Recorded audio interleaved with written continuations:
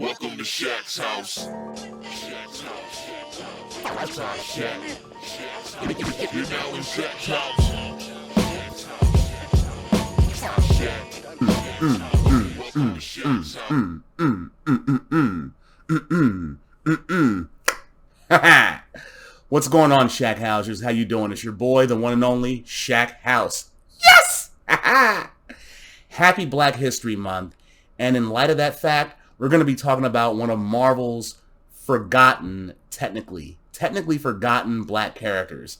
And I say technically forgotten because he's actually a retcon character. He's a retcon character who became a fan favorite. His name, Bernard Brashear, the Blue Marvel. That's right. He is basically Black Superman, but there's more to him than that. Yeah, think Reed Richards if he was black, cooler, and had Superman powers. So who's the Blue Marvel? How is he a retcon character? And how does he fit in within Marvel's Black History and Black History period? Check it out. Alright, here's the backstory on the Blue Marvel. Bernard Brashear was born circa the 1930s in Chicago and came of age in the 1950s. He joined the United States Marine Corps, where during the Korean War, he earned several medals for saving 3 soldiers' lives, including that of Sergeant Connor Sims, a white soldier who became his best friend. Post-war, Brashear became an All-American football player for Cornell University, graduating magna cum laude in 1954 with 2 doctorates. The United States government contracted Brashear to build a reactor that could convert antimatter into energy and received military funding for the project. Dr. Brashear had discovered a region in exospace that he called the neutral zone, and decades later, Reed Richards would pioneer exploration of a dimension of total antimatter called the negative zone. However, the neutral zone, that was between our universe and the negative zone, a place where matter and antimatter coexisted in superposition. Adam's theory was that stable antimatter could be harnessed as a nigh-infinite power source. When the antimatter reactor that he created became unstable, it exploded and bombarded Dr. Brashear and Sergeant Sims, who was serving as an Army liaison for Adam's project at the time. They were both changed by the experience, however, transforming them both into living antimatter reactors. Sims was left comatose and unstable, while Dr. Brashear was rendered superhuman, becoming a celebrated superhero known as the Blue Marvel. He also swiftly built an undersea secret sanctuary in the Mariana Trench to conduct research and befriended the aquatic mutant known as Namor, the Submariner, who soon disappeared. Sims awoke a month after the accident, but the shock of learning that he might die from antimatter poisoning and that the Ku Klux Klan had murdered his FBI agent brother drove Sims to become the villainous Anti-Man. Over the years, the Blue Marvel repeatedly opposed the Anti-Man's use of deadly force to fight world prejudice. In 1962, the Blue Marvel and the Anti-Man nearly destroyed one another in battle, and the Anti-Man dissipated into energy while the Blue Marvel's torn mask publicly revealed him to be a black man. Pro-segregation groups feared the Blue Marvel's influence, while militant integration supporters demanded that he lead them in revolt. Fearing that the revelation of the Blue Marvel's identity as a black man could hurt the growing civil rights movement, President John F. Kennedy privately awarded him a Presidential Medal of Honor, while also asking Brashear to step down as the Blue Marvel. And soon afterwards, however, the president assigned the Blue Marvel for one last mission, intercepting an alien approaching Earth. Discovering the alien was an invasion's vanguard, the Blue Marvel fought him, with their battle ending in a massive explosion. En route home back to Earth, Dr. Brashear stopped on the moon to discard his Presidential Medal of Honor. At the same time, he encountered Uatu, the Watcher, who lived on the moon, and advised him to not let prejudice stop him from saving the world. However, their conversation was interrupted by the rest of the invasion force, which the Blue Marvel quickly dispatched. The government told the public that the Blue Marvel had died in the space explosion, and CIA agents Timothy Dum Dum Duggan and Nick Fury, they refused orders to monitor Dr. Brashear. but General Harmon Mason, he accepted the job and assigned Agent 314, aka Marlene Frazier, to it. Posing as a girl named Candace, Frazier, she soon fell in love with Dr. Brashear and asked that her mission be revoked, but it was denied. And 18 months into her mission, her contact with her superiors ceased, and she subsequently married Dr. Brashear. And during his married life, Dr. Brashear became godfather to Connor Sims' children, and Sims' widow, Jen, became godmother to the Brashear children, Adrian, Kevin, and Max. When Namor the Submariner resurfaced, he and Dr. Brashear reconnected. The Anti-Man eventually rematerialized and battled the Avengers before temporarily losing molecular cohesion again. Investigating the Anti-Man's mention of the Blue Marvel during their battle, Tony Stark declassified files to find Dr. Brashear, causing Dr. Brashear to discover that his wife was secretly a spy and thereby straining their marriage. However, Dr. Brashear did reluctantly agree to become the Blue Marvel again, but clashed with the Avengers over how to handle the Anti-Man. Reconciling with his wife and convincing the Avengers to follow his lead, the Blue Marvel helped him defeat the Anti-Man, but not before he killed many civilians, including Candace. Donning a new uniform that she had designed, Brashear now remains active once more as the Blue Marvel, becoming a member of the Avengers, the cosmic troubleshooters known as the Ultimates, and even the regrouped Illuminati. Okay, that's the history of the Blue Marvel, but what are the powers of the Blue Marvel? Well, as stated before, Dr. Adam Brashear, he developed a machine that could convert matter into antimatter. It exploded and infused him with antimatter that altered him on a mutagenic level to render him superhuman. As the Blue Marvel, he is a matter/antimatter reactor, a living representation of the neutral zone. You know, the area that bridges our universe with the negative zone by transiting matter safely into antimatter and vice versa.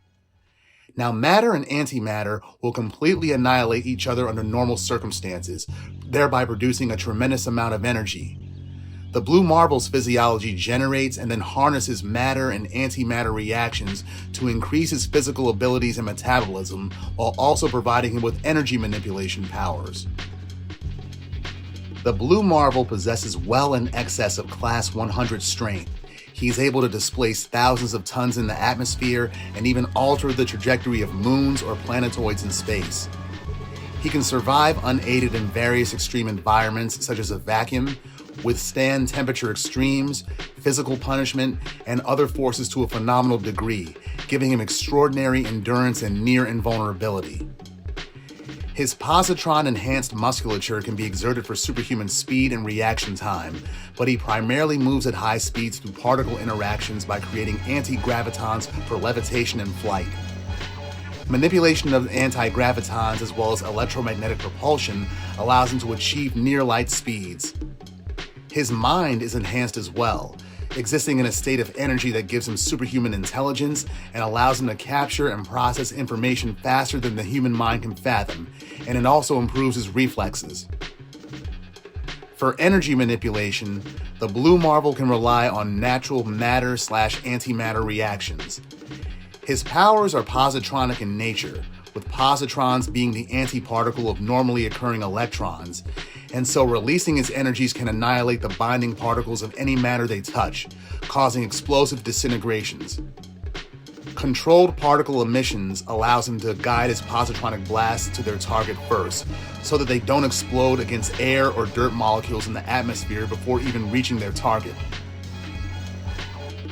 Besides uncontrolled positronic releases, the Blue Marvel's abilities make him sensitive to subatomic particle interactions in general. He can detect and identify various kinds of interactions, sensing energy events or tracking energy signatures. He has what he calls microscopic vision, which allows him to function as a living electron microscope, examining the subatomic structure of people and objects. He can then trigger specific subatomic reactions by selectively applying subatomic particles, allowing him to, in theory, recreate artificially any form of subatomic collision or reaction found in nature.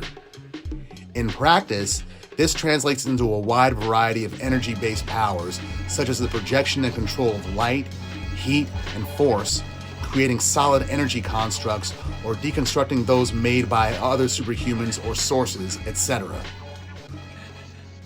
Alright, here's some fun facts about the Blue Marvel. He's actually a retroactive character who was active before the Fantastic Four made their public debut, and prior to his forced retirement in 1962. He's the creation of actor/writer Kevin Greavius, who introduced the character in the 2009 limited series Atom, Legend of the Blue Marvel. Greavius conceived of the character during his teenage years as essentially a black Superman, one that spoke to issues of politics and race in America. Here's some other facts about the Blue Marvel. Dr. Adam Brashear, he was a child prodigy with academic and athletic aptitudes. He holds PhDs in electrical engineering and theoretical physics, was a talented football player, and has extensive military training with the United States Marine Corps. He is an extraordinary genius intellect with expertise in several areas of physical science. According to Reed Richards, Adam's intelligence is on par with Dr. Doom's, which makes me thank God that he's on our side.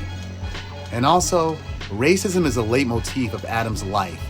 Even being a celebrated college football star, war hero, and superhero couldn't change any of that. He wore a mask early in his career to hide the fact that he's black, but when that came out, he was given an executive order to retire.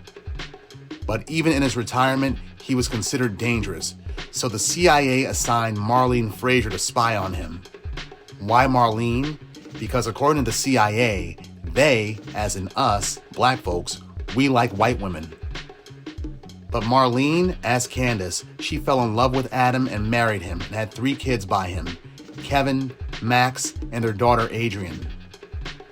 After she died during the Anti-Man battle, Adam resumed his activities as the Blue Marvel, but this time without a mask or a secret identity to speak of in accordance with his wife's wishes. Now, who are his children? His oldest son, Kevin, is stuck in the neutral zone, unable to return to his home dimension. The middle child is Max. He's a mad scientist who calls himself Dr. Positron. And the youngest child, their daughter, Adrian, she's also a scientist, but she works with Project Pegasus. Curiously enough, they inherited no powers despite their dad being a living antimatter reactor. Also, and this is a bit of a hiccup in Adam's history, I stated earlier that Adam and Connor were godparents to each other's children, and their wives, Jen and Candace, were best friends. But how is that possible? Adam only met Candace after the Blue Marvel was forced into retirement, after his last battle with Ant-Man. And when did Connor find time after his accident to marry and have kids? He was comatose after his accident. Additionally, the Blue Marvel, he gets bonus points for this. He lived in my home city of Silver Spring, Maryland, and even taught physics at the University of Maryland before coming out of retirement. He's 87 years old presently, but his powers, they come with a reduced aging process that keeps him vital. His wife didn't look that much older than 35 at the time of her death, which proves that even proximity to the Blue Marvel slows down the aging process. And because of this, he's got a relationship going on with Monica Rambeau, aka the first female Captain Marvel, aka Spectrum if you're nasty. He is well aware of the chip on his shoulder and has clashed with younger modern black heroes such as Luke Cage and T'Challa, the Black Panther. And he's not afraid to call out fellow intellects like Reed Richards and Tony Stark for their arrogance. He's one of many Marvel characters directly influenced by the Superman archetype, from Miss Marvel to Miss America to Hyperion and the Sentry. And speaking of which, and even though there are many videos on this already, this is my take for why the Blue Marvel is more powerful than the Sentry. Robert Reynolds became the Sentry after he drank a serum, which pretty much gave him the same physical abilities as Adam, along with the power to produce and manipulate light waves. However, he's not an antimatter generator. In fact, the source of his powers is fluctuated over the years. At one point, he was a 0-point energy collector, drawing power equally from any and all sources in the universe. But before that, his powers were mostly psionic, and before that, they were solar-based. Thus, his frequent claims to possessing quote-unquote the The power of a million exploding suns are not hyperbole, but fact. But in any case, the serum transformed him into the Sentry, the golden guardian of good.